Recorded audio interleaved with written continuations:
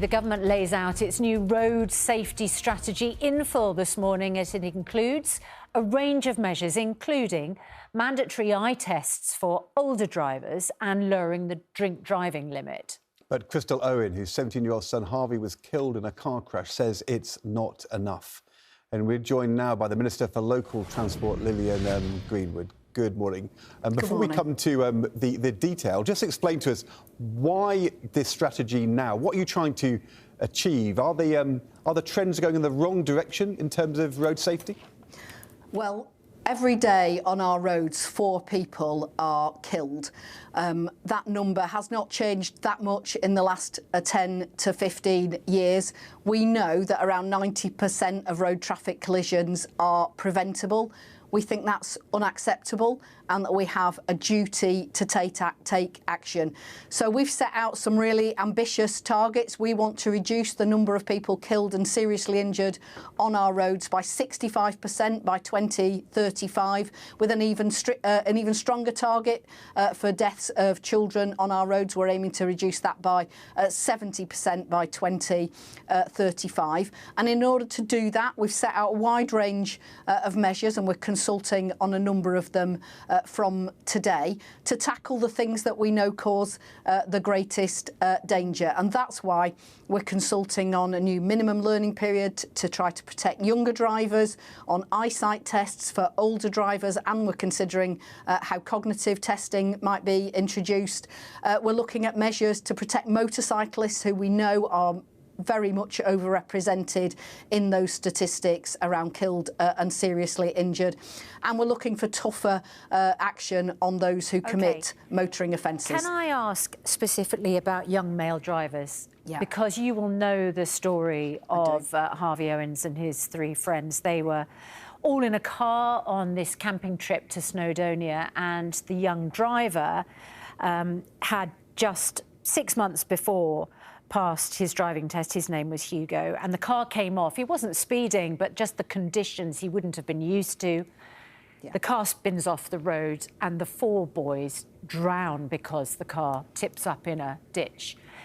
Now, Harvey's mum, Crystal, came into our programme yesterday. She says she cannot understand why you've missed this opportunity, a golden opportunity, to put a restriction on young drivers who've just passed their tests having friends in the car with them, which exponentially increases the chance of a crash like this. Let's have a listen to what she said. There was no justification as to why they are allowing this risk to happen. There was no actual answer to why they allow the most at risk. They said, you know, they don't want to penalise young people. The biggest penalty to anybody is death. And my son, you know, from one tiny mistake getting into a car with a young driver, has paid the ultimate price. He's lost his life. Can you explain why you have ruled that out? Well, look, my heart goes out to Crystal. I've met her a number of times, and the circumstances in which Harvey lost his life are absolutely devastating and really unbearable. And I've got great great admiration for the campaigning that she's doing. We want to protect young drivers. We want to set them up for a lifetime of safe driving, and that's why we are setting out these measures, calling for a minimum learning period. We're consulting on you having to learn for a period of having to. We want people to build up their skills and experience. Sorry, it's a sensitive subject, and I apologise for interrupting on it. But you're not answering the question, because I'm not asking about other measures, which I'm sure are welcome. I'm asking about this specific measure. It's been introduced in Canada, in New Zealand, in Australia, and Crystal has the statistics which show the positive effect it has had on collision deaths in this age group. Why is the government not introducing this particular measure that she's campaigning on? Susannah, we've had to strike a balance between protecting young people and not overly impacting their opportunities to access work, and education and social activities.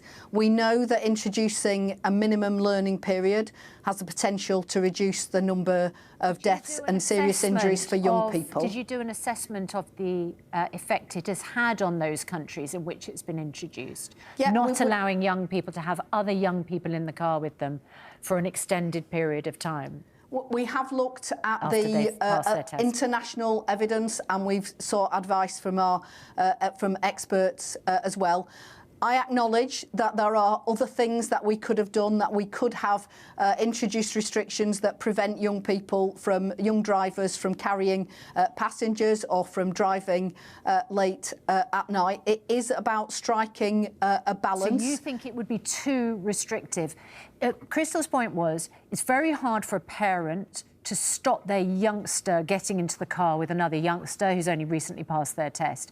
It gives you so much more power to your elbow if you say, it's against the law, son.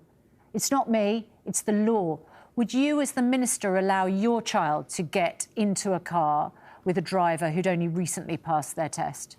Well, look, I've got 3 grown-up children. When they were teenagers, if they were going out late at night to a party, we lived in a rural area, I would rather have gone and picked them up rather than them get in a car with their mates. But if they wanted to go to the pictures in the middle of the afternoon with a friend in their car, I would have let them. I absolutely recognise that it is a balance, and we've tried to strike a balance between protecting young people. We want them, when they're learning, to experience driving at night, to driving in the dark, driving in adverse weather conditions, driving on faster roads and in rural areas, so that they are going to be safe when they're in those unsupervised positions after they've passed their test. I recognise this is difficult. Can I just ask you one other question, which also impacts upon rural drivers, which is the consultation you're now doing to reduce the alcohol limit for driving down to a level which would prevent you going out for a pint of beer. The Telegraph say drink drive changes to kill off rural pubs. They cite in their article evidence from Scotland that when the alcohol limit was reduced in Scotland, actually deaths from driving went up quite substantially in the years afterwards. So the argument is that what you do on alcohol limits would actually be very bad for people who live in rural areas. They wouldn't be able to go out to the pub and have one glass of wine.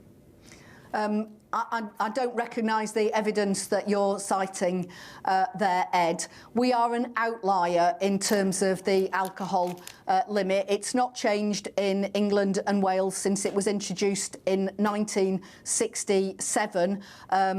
What we're proposing is to bring it in line with Scotland and the rest of Europe, with the exception of Malta, which already has a lower limit, and we're proposing an even lower limit for novice drivers. My advice to someone is don't go out to the pub, including in a rural area. Do go out and enjoy a night at the pub, but if you're having a drink, leave the car at home, share with, if you're going out with a group of mates, agree one of you's going to be the designated driver, or go to the pub and have lots of our favourite brands now produced in zero or low alcohol versions. We don't want to damage rural pubs, and actually the evidence from when they reduced the drink drive limit in Scotland in 2014 is twofold. The evidence is that it didn't adversely impact the alcohol trade, and the other is that it did lead to alongside in those years following that change,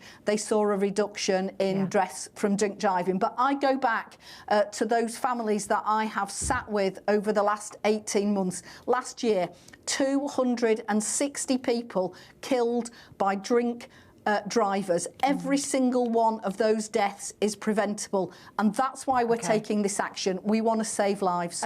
Yes or no answer. Would you consider a zero limit on alcohol and driving?